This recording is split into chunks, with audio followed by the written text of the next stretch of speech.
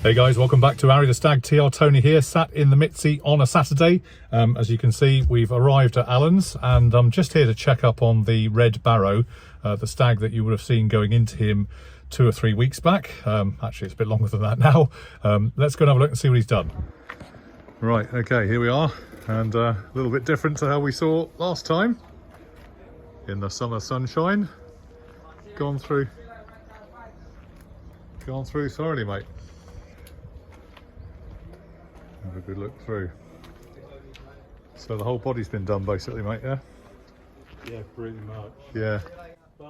So what started out as a little bit of a spray over before the season started was, in my mind, it became quite rapidly, as you can see here, a much bigger job than I think anybody anticipated. The original thing was just to look at the front, and it did have some awful striations on the bonnet caused by the previous Alan believes it was a cellulose paint that made little kind of straight line marks that were formed as the paint must have dried previously. Didn't think it was anything to do with the fact that on occasion is under a cover, but simply that bad paint in the past had caused a lot of the problems. Aside from, of course, the rust, which you can see has manifested itself across the whole car, and again largely this is due to some of the steel that was used in the late 1970s. Apparently British Leyland struggled to get hold of UK steel supplies, I guess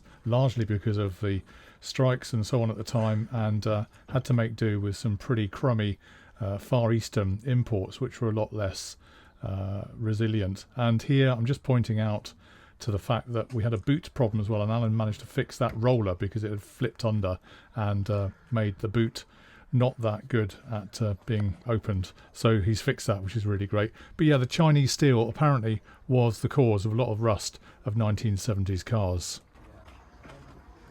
So just about every panel needed some work, and we've sensitively gone through it and going to be repainted very soon now we've got the roof off. Now, one of the big issues I always had with this car was the fact that the bonnet was actually underneath the line of the wings on both sides by quite some considerable distance, almost 3/4 of an inch. It was really noticeable, and so he's managed to adjust that and get it actually about right and on the level, which is good. Even made a little patch at the front there that looks maybe a little bit like an Aston Martin, who knows, but it's certainly looking a lot better lined up now than it ever was, and I'm sure he'll do a good job when he resprays it. Just the whole paint job was bad, wasn't it? They told me when I bought it they thought it was a bit iffy. You could just see loads of little striations over it, can you? Well, you know that big bulge that was in this rear wing? Yes, round about here somewhere. You can see exactly where it was. Yes, yeah. I have shaved probably the best bit of 3/4 of an inch of filler off of it. Really? Flipping heck. I don't know what someone had done wrong. But it was very long. It was. You could see it a mile off, couldn't you? When you stood back and looked at the car, it had this great big bulge on the side. Yeah. No, there's so much filler in this car. Yeah. It's been, well, 3-4 different colours. Yeah. Inky yellow at some point. But Pimento at another point. yeah, Magenta. not all of it. 77, 8, isn't it? Yeah. Yeah.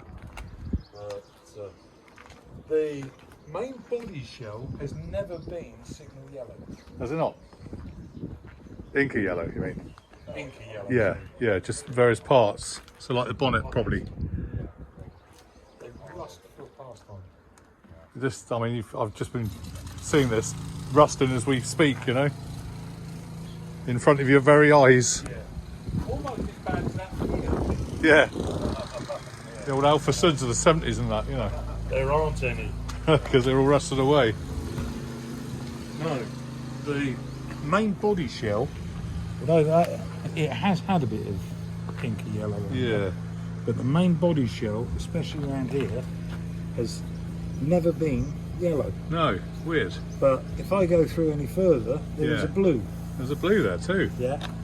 It's 50 years old, this car almost, isn't it? So Yeah, I mean, I think it's been every colour. every that colour under the British sun. Leyland- Every colour British Leyland thought of for Stag. Yeah.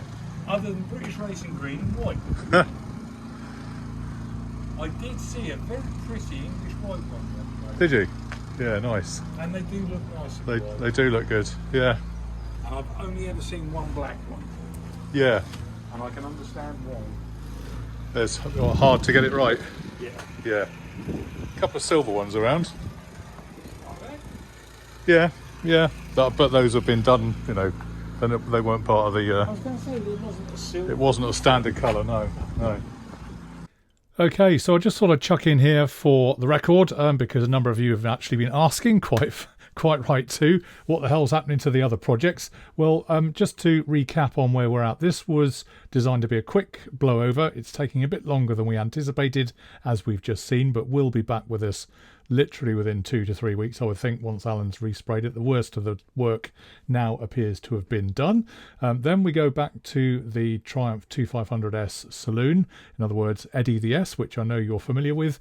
And yes, it's over a year since we blew up.